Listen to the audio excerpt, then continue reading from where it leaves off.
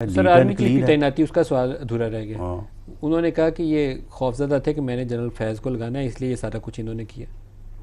नहीं आप मुझे ये बताएं कि हमें इस बात से खौफज़दा होने की जो है वो क्या ज़रूरत थी। मामला ये है कि जो वो कह रहे हैं, नहीं अब मामला ये है कि अगर हमने ये किया और इस खौफ से किया, वो अमरीकी साजिश जो है वो फिर जनरल फैज़ की वजह से हुई थी। वो कहाँ गई।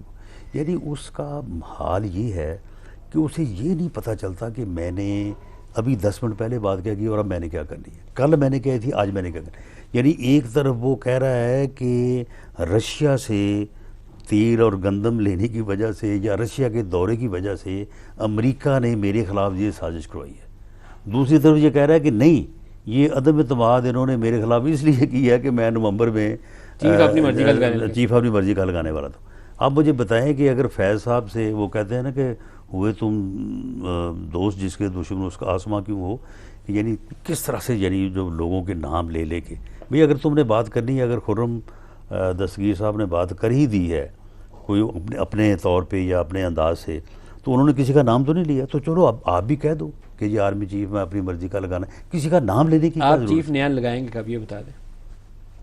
देखें जो प्रैक्टिस है वो तो यही है कि ये अक्टूबर या नवंबर के शुरू में जो है वो, एक माह पहले हाँ यही तकरीबन यही शायद 1-1.5 माह पहले की रवायत है, लेकिन बहुत करीब जाके ऐसा होने की भी रवायत है, लेकिन इससे ज़्यादा नहीं है कि इससे कि आप 3 माह पहले या तो चार मोस्ट माह लाइकली पहले। आप अक्टूबर में इसका फैसला कर सकते हैं। मेरा ख्याल है कि इसका फ़ैसला जो है वो अक्टूबर में होना चाहिए।